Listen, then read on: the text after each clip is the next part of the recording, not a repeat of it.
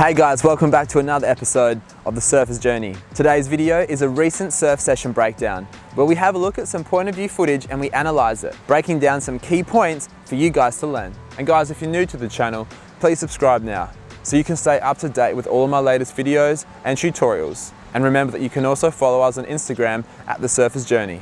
But for now, let's get into today's lesson of the week.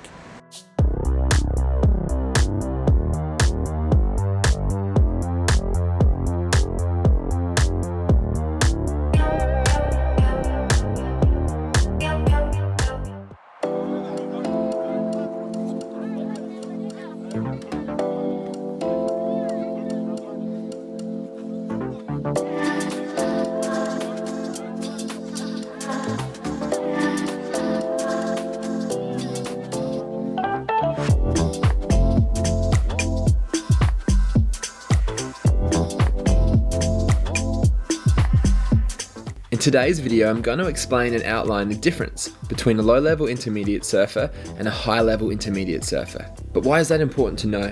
Well, if you're a low-level intermediate surfer, you're going to see the difference between your level and a higher-level intermediate surfer. And by knowing the differences, you're going to know what you need to do to improve so you can raise your level up to that high-level intermediate standard. One of the most common maneuvers that intermediate surfers perform are carves, but as you get to a higher level, you'll start to slide the tail at the end of the carves when it's appropriate.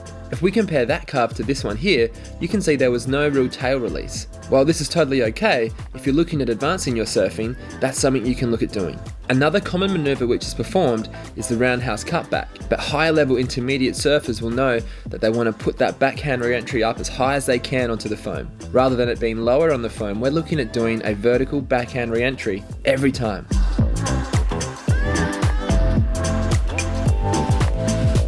Higher level intermediate surfers have spent more time in the water. This increased time and knowledge out in the waves has given them high level of ability to read waves. At this point here, a low level intermediate might think this wave had nothing to offer, but higher level surfers will know that this wave was going to double up once it hit the inside. And this is of course not always the case, but by spending more time in the water, your ability to read a wave and predict what it's going to do will improve. And this will allow you to choose your maneuvers more appropriately.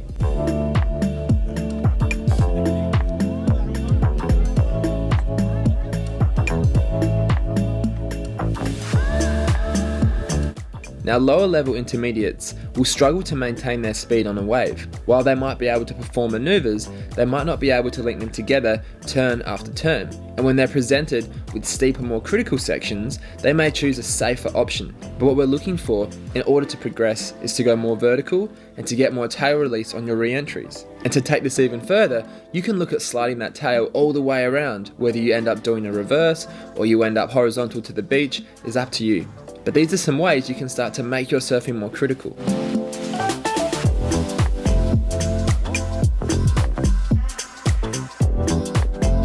One of the main differences between a high-level and a low-level intermediate surfer is that the high-level surfers will surf with a more vertical approach, which means a more top-to-bottom, staying in that pocket style of surfing, whereas a low-level intermediate surfer will approach a wave in a more horizontal fashion, not staying in the pocket, potentially spending more time out on the shoulder. And because of that, they may lose speed and their turns won't be as critical because they won't be in that critical section of the wave.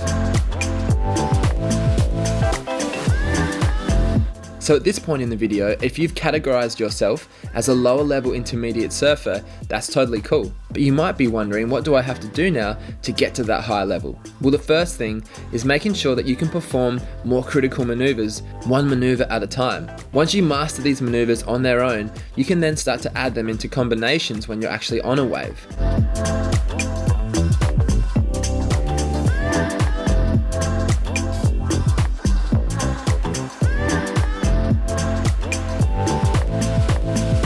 Getting those good waves in a surf session where we're able to link maneuver after maneuver doesn't always happen, but we often get the opportunity to practice at least one turn on a wave. So make sure that you're practicing to make each maneuver more critical, make your carves more critical, make your roundhouse cutback more critical. Start trying to go more vertical on those re-entries and bust the fins out the back. Once you've built your confidence up like this, when you do finally get that good wave, you'll have the confidence to actually perform those maneuvers without fear of falling off and ruining that wave.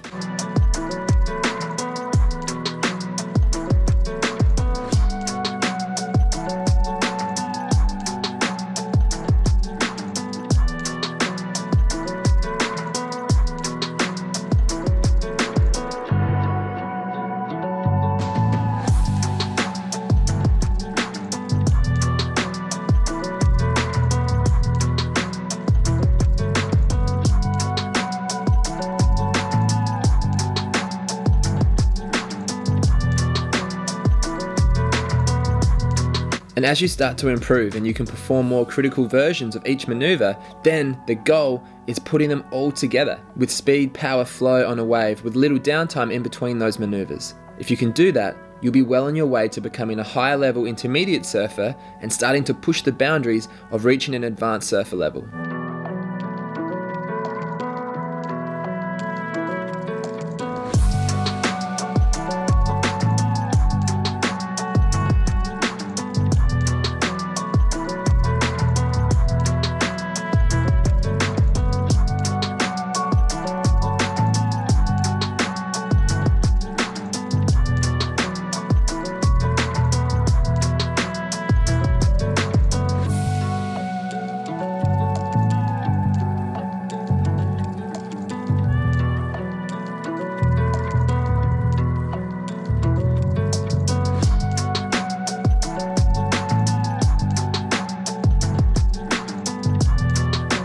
I hope that some of those key points that we've raised today will help your surfing in some way. Remember to like the video and comment below to let me know what other videos you'd like to see.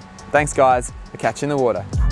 The Surfer's Journey now has a range of apparel available, from beanies to t-shirts to hats and coffee cups. For more information on how you can place your order, email thesurfersjourney@gmail.com. Be sure to visit The Surfer's Journey and check out some of our other videos, surfing tutorials from point of view, from the air and from the beach, and detailed, honest board reviews. You can also follow us on Instagram where we post hints and tips.